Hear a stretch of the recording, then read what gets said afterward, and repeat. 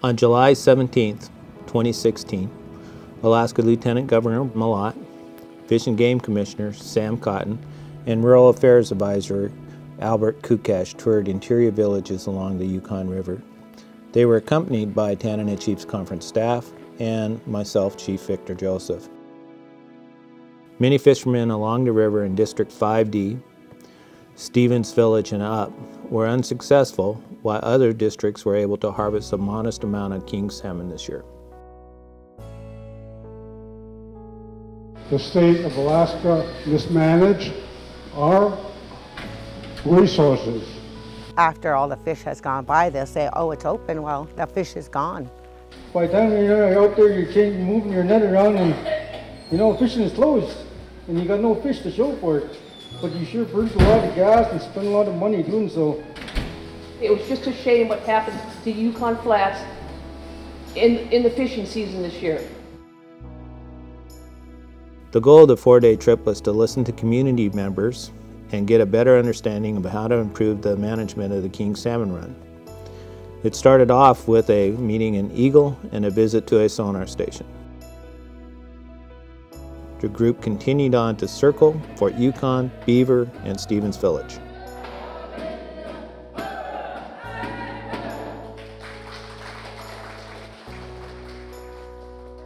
The trip concluded with a boat ride from Rampart to Tanana, visiting fish camps along the way.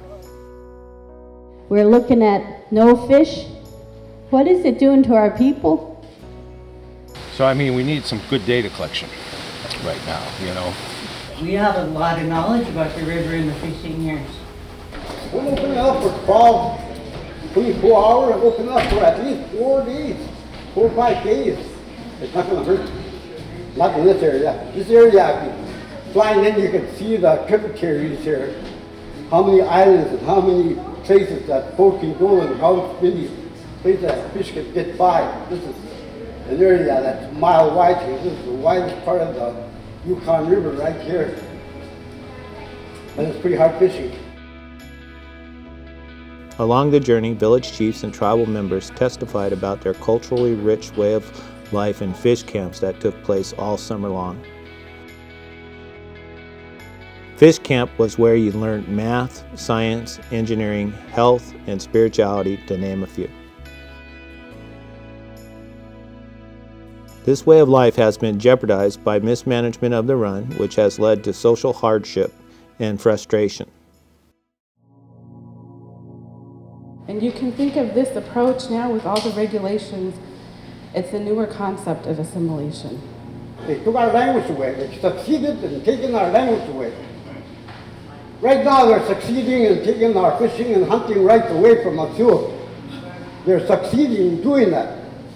You would really understand if I left you out there for a month, you and your managers, and you guys had to decide either to fish or die.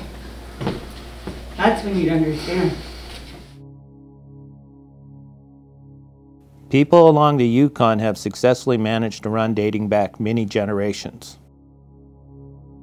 During the 2000s, the run began slowly declining.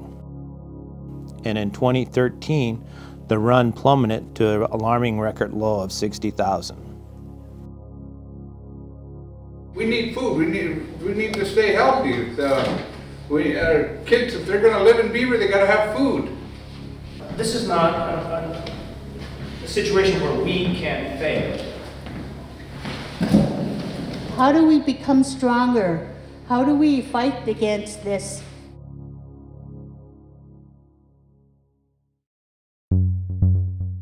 In 2014, deeply concerned Yukon River tribes came together in St. Mary's, and for future generations made the informed decision to a self-imposed fishing moratorium on king salmon.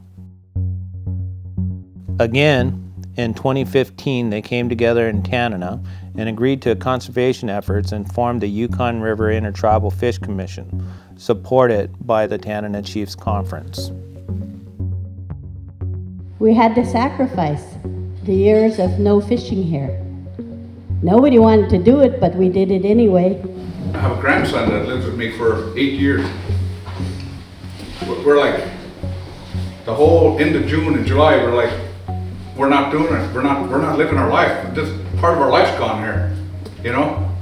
It's kind of tough, but we respect that closure for the fish to come back. That was a really important decision, and since that time the state has been able to meet the quota of the fish crossing the border. But the thing was, it was done on the tribe's backs, and very little recognition happened for the tribes during that time. And so we need to make sure that when we're sacrificing, that the state is aware of it and they're acknowledging that in their reports. Due to the conservation efforts of the tribes, for the first time in many years, Canada reached its escapement goals in 2014 and 2015, with thousands of king salmon reaching spawning grounds. This demonstrated the power of tribal unity and the sacrifice Yukon River tribes are willing to make for the future of the salmon. This is the way of life for me. This will be the way of life for my girls. We need that fish. We need it for our soul. We learn how to cut fish, so then the kids are learning how to provide for themselves. The elders are teaching the kids a culture. They're gaining trust with each other and stuff, and it's just, it's really healthy for the community. We need to understand what is happening. We need to talk to local folks. We need to get a sense of what those issues are and be responsive.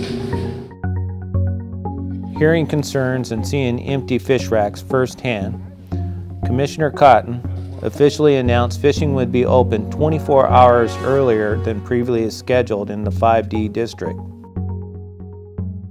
Also during the trip, reports from the sonar station showed desired escapement goals being reached. Go spawn! Go spawn!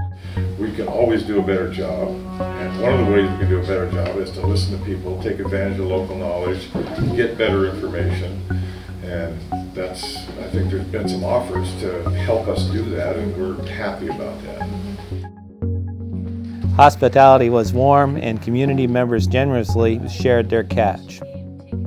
The trip offered hope for a steady rebound of the king salmon and future dialogue with the Yukon River Intertribal Fish Commission.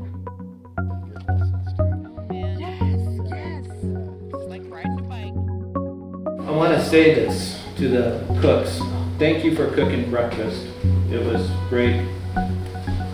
The one thing I want to point out too is I also want to thank you for the fish that you put out on the table. Every one of the communities where they provided food, even though they're not catching very much fish, what was out there for us? Fish. Fish. Thank you. Old school. They're giving us their best. We need to give them our best. But that's the way our people are. They're always going to be putting the best on the table. So let's do our best and put the best on the table. So thank you.